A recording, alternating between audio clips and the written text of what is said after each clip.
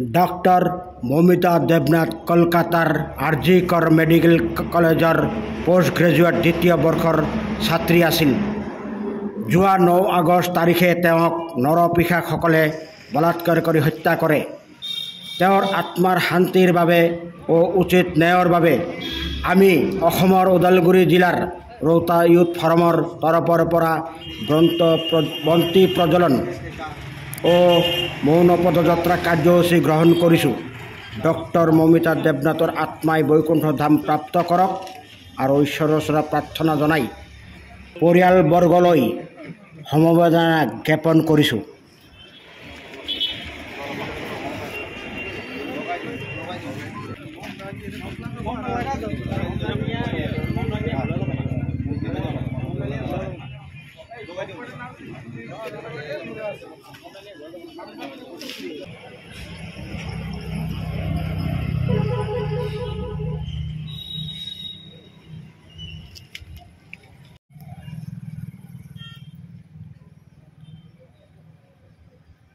দেবনাথ তেখেতৰ যিটো সুচিকিৎসক তথা মেধাৱী যিখিনি আমি পাইছোঁ ছ'চিয়েল মিডিয়াত, তাৰে আজি যি কাণ্ড ঘটিল, এই আমি ক'ব খুজিছোঁ, আমি পশ্চিমবংগ চৰকাৰকো চিন্তা কৰিছোঁ, তেখেতসকলক সুৰক্ষা দিব পৰা নাই।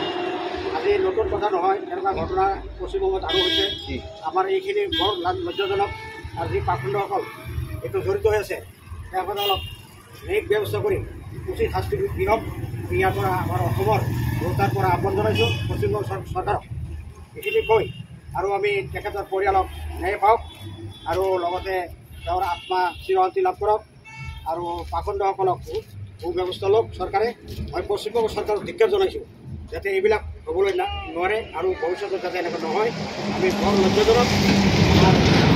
মাত্ৰ মৌমিতা দেবনাথ নহয়, এনেকুৱা মৌমিতা দেবনাথ আৰু যাতে নহয়, আমি তাকে কামনা কৰিছোঁ। ৱেষ্ট বেংগল চৰকাৰকো আমি ধিক্কাৰ দিছোঁ। এনেকুৱা ঘটনা বাৰে বাৰে যাতে সংঘটিত নহয় তাৰ প্ৰতি তীক্ষ্ণ দৃষ্টি ৰাখিব লাগে। অকল কথাতে যে বেটি বাচাও বেটি পঢ়াও সেনেকুৱা এটা হেৰি হৈ থাকিব নালাগে, কিতাপ পত্ৰতে সেই ঘটনা হৈ থাকিব নালাগে, হাতে কামেও সেই ঘটনা হ'ব লাগে যাতে এনেকুৱা ধৰণৰ ঘটনাবিলাক পুনৰাবৃত্তি নহয়। আৰু যি পিশাচসকলে এই ঘটনা সংঘটিত কৰিছে তেওঁলোকক উচিত শাস্তি প্ৰদান কৰিব লাগে, কঠোৰৰ পৰা কঠোৰতম শাস্তি প্ৰদান কৰিব লাগে। আৰু ইয়াৰ বিচাৰ ফাষ্ট ট্ৰেক আদালতত লৈ অতি সোনকালে কৰি তেওঁক ন্যায় প্ৰদান কৰিব লাগে। পৰিয়ালে যাতে উচিত ন্যায় পায় তাৰ কাৰণে মই কামনা কৰিছোঁ আৰু পৰিয়ালক সমবেদনা জ্ঞাপন কৰি আজিৰ এই অনুষ্ঠানটো ইয়াতে স্থগিত হোৱা বুলি ঘোষণা কৰিছোঁ। আৰু ডক্টৰ মৌমিতা দেবনাথৰ হত্যাৰ প্ৰতিবাদত আমি ৰৌতা ইউথ ফৰামৰ পৰা আমি পদযাত্ৰা ও শ্ৰদ্ধাঞ্জলি কাৰ্যসূচী হাতত লৈছোঁ। ইয়াৰে বিভিন্ন জাতি জনগোষ্ঠী ও দোকানীসকলে অংশগ্ৰহণ কৰিছে।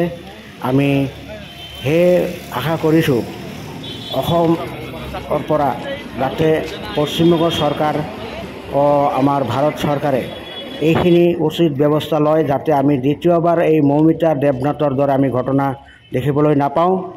সেইদৰে আমি কাৰ্যসূচী হাতত লৈছোঁ আৰু এই কাৰ্যসূচীত আমি গোটেই ভাৰতবাসীক আমি আহ্বান জনাইছোঁ যাতে আমাৰ চৰকাৰক কঠোৰতম কঠোৰ ব্যৱস্থা ল'বলৈ ব্যৱস্থা কৰক।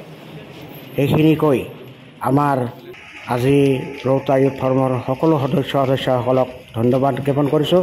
আমাৰ অহা দিনত যাতে আমি এইদৰে মৌমিতা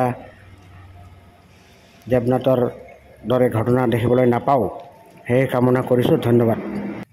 ওম নমো ভগৱতে বাসুদেৱায়। ওম নমো ভগৱতে বাসুদেৱায়। ওম নমো ভগৱতে বাসুদেৱায়। ওম নমো ভগৱতে বাসুদেৱায়।